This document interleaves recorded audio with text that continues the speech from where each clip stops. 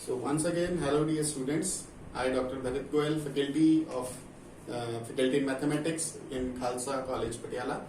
Today I am here again in front of you to discuss the more preliminary concepts of the course Field Theory in MSc Mathematics. So in the previous video we have discussed the irreducible elements, the prime elements, the principal ideal domains, the unique factorization domains, the Euclidean domains, and we have studied lastly the relation between these three. Every Euclidean domain is principal ideal domain, and every principal ideal domain is a UFD, unique factorization domain. Now going through the more preliminary concepts of this course, so in this video we will firstly discuss about the definition of the field. Your subject name is also field theory, so now we will discuss what is the definition of the field. So starting from rings, you all are aware that a ring is a non-empty set under two binary operations denoted as additively and multiplicatively. One is denoted by the plus symbol, which is an operation of addition, and another is the symbol of multiplication, which is denoted by dot. So the properties of the rings is ring should be a abelian group under the operation of addition.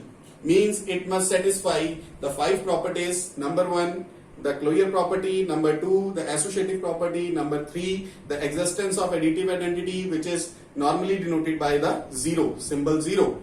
And fourth one is the existence of the additive inverse. And fifth property, the commutative property under addition. So it should be a abelian group under the addition. And next is semi-group under the multiplication. Semi-group under multiplication means it must be a Clojure under the symbol of multiplication means if for A and B belongs to R, then A into B must also belongs to R. And second is the associative property, that is A into B into C is equals to A into B into C for any three elements A, B, C belonging to R. And the last is the distributive property. Distributive property, which is defined as A into B plus C is equal to A into B plus A into C. Or you can say A plus B into C is equals to A into C plus B into C. So if a non-empty set together with these two operations satisfies all these properties, it is said to be a ring. Now you can see here all the five properties of the addition are here completed. पांच की पांच properties जो होती हैं हमारे पास वो under addition जो है वो completed हैं. But ring का जो structure है वो under multiplication जो है वो अभी अधूरा है. मीन्स उसमें सिर्फ हमने दो प्रॉपर्टीज को ही इंट्रोड्यूस किया है, एक है क्लोजर प्रॉपर्टी और एक है एसोसिएटिव प्रॉपर्टी. बाकी की तीन properties existence of identity, existence of multiplicative inverse and the commutative property, ये तीन प्रॉपर्टीज जो हैं वो एक रिंग के स्ट्रक्चर में जरूरी नहीं है कि हों. तो इसीलिए अगर हम कोई ऐसा नॉन एम्प्टी सेट फाइंड कर लेते हैं जिसमें मल्टीप्लिकेटिव आइडेंटिटी वाली प्रॉपर्टी भी आ जाए, the element 1 which is multiplicative identity, which is normally denoted by 1. 1 into A is equal to A into 1 for every A belonging to R. Then we say that this ring is a ring with unity or ring with identity. If in addition to these properties the multiplicative identity property also arises, then the ring is known as the ring with unity. And if in addition अगर ring में unity भी आ गई and multiplicative identity means unity भी आ गई, तो अगर उस ring का हरेक नॉन जीरो एलिमेंट, क्योंकि जीरो एलिमेंट का होना जरूरी है, zero element here means the additive identity, additive identity को छोड़ के बाकी सारे एलिमेंट्स अगर यूनिट हैं उस रिंग में, यूनिट मींस इनवर्टिबल हैं. यूनिट की डेफिनेशन क्या है? For every a belonging to R there exist B belonging to R such that A into B equal to 1 equal to B into A. Then the element A is said to be a unit element.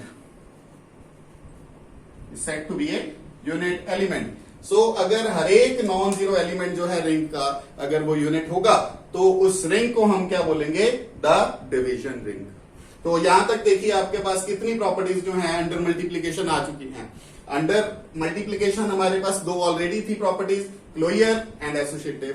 फिर अगर ये introduce अगर हम कर सकते हैं तो इसका मतलब हमारे पास थर्ड प्रॉपर्टी आ गई, that is existence of identity. और अगर इन एडिशन ये वाली प्रॉपर्टी भी हम इंट्रोड्यूस कर सकते हैं तो इसका मतलब चौथी प्रॉपर्टी भी आ गई, the existence of multiplicative inverse. तो उस रिंग का नाम क्या हो जाएगा, डिवीजन रिंग। अब लास्ट एक प्रॉपर्टी हमारे पास पेंडिंग है, that is the commutative property of multiplication. तो अगर हम इस प्रॉपर्टी को भी इसमें इंट्रोड्यूस कर सकते हैं, अगर उस रिंग में ये कॉम्यूटेटिव प्रॉपर्टी है, that is a into b is equal to b into a for every a b belonging to R, then इसको हम क्या बोलेंगे फाइनली, द फील्ड। तो इसका मतलब क्या हुआ, फील्ड एक ऐसा स्ट्रक्चर है जिसमें अंडर मल्टीप्लिकेशन की भी 5 प्रॉपर्टीज हैं, अंडर एडिशन की भी 5 प्रॉपर्टीज हैं और साथ में एक डिस्ट्रीब्यूटिव प्रॉपर्टी है। तो अभी जो ये फील्ड का स्ट्रक्चर है इसका मतलब ये दोनों ऑपरेशंस के अंडर 5 की 5 प्रॉपर्टीज एडिशन की, 5 की 5 प्रॉपर्टीज मल्टीप्लिकेशन की और एक डिस्ट्रीब्यूटिव प्रॉपर्टी, इसको ये सेटिस्फाई करता है। तो ये थी तो ही फील्ड की डेफिनेशन। अब इसमें और जो प्रीलिमिनरी कॉन्सेप्ट हमें जरूरत है उनकी बात करेंगे, जिनमें से पहला कॉन्सेप्ट है हमारे पास the maximal ideal.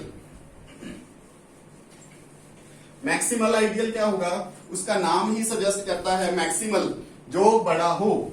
Maximal means जो सबसे बड़ा आइडियल हो। तो सबसे बड़ा आइडियल क्या होगा उसको हम डिफाइन कैसे करेंगे, इसकी डेफिनेशन है द मैक्सिमल आइडियल। इसकी डेफिनेशन है एन आइडियल ए in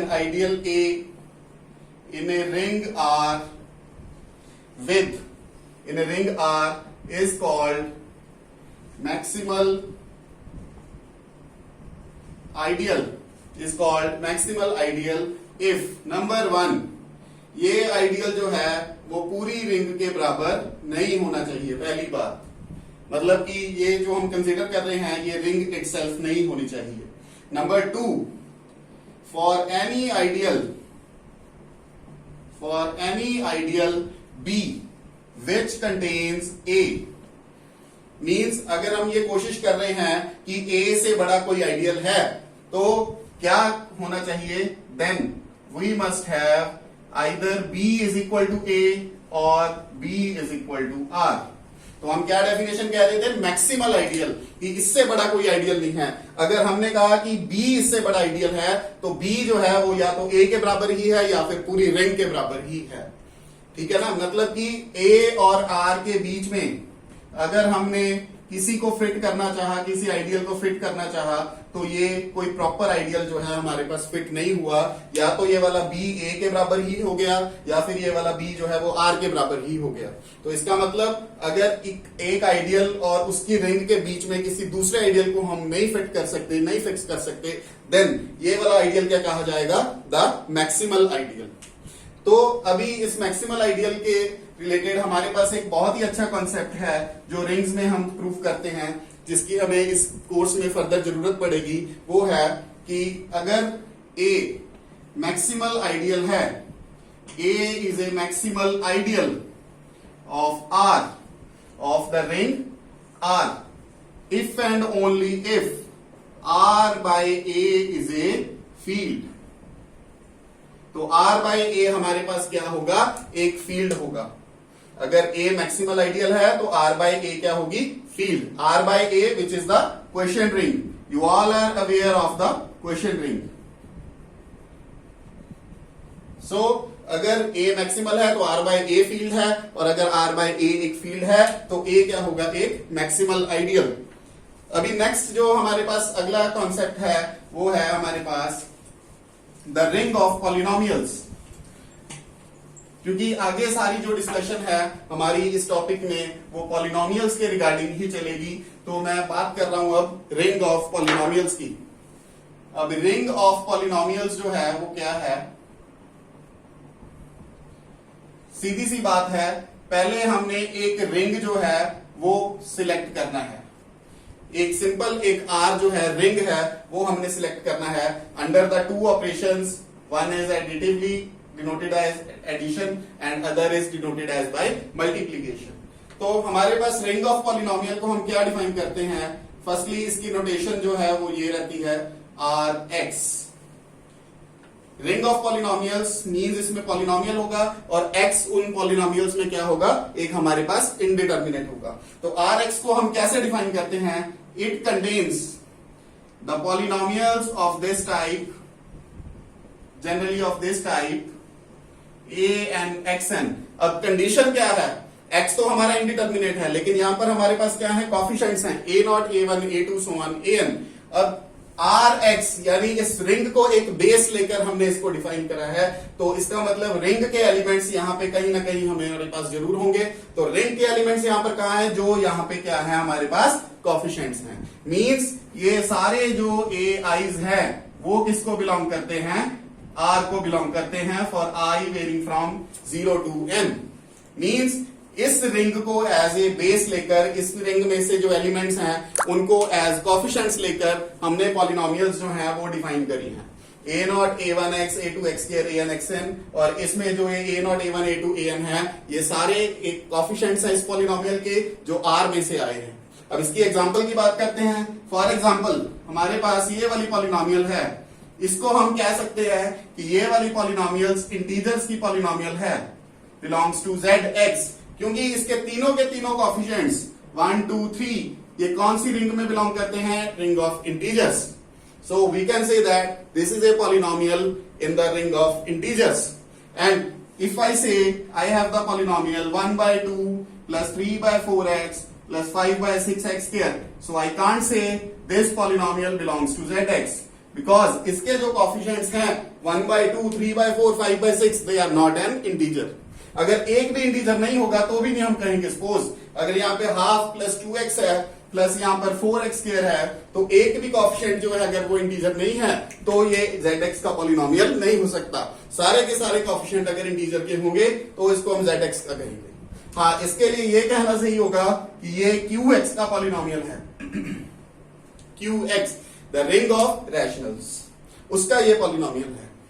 तो ये थी हमारे पास डेफिनेशन रिंग ऑफ पॉलिनोमियल्स की। अब इसी में बात करते हैं degree of the polynomial. Degree को कैसे डिफाइन करेंगे?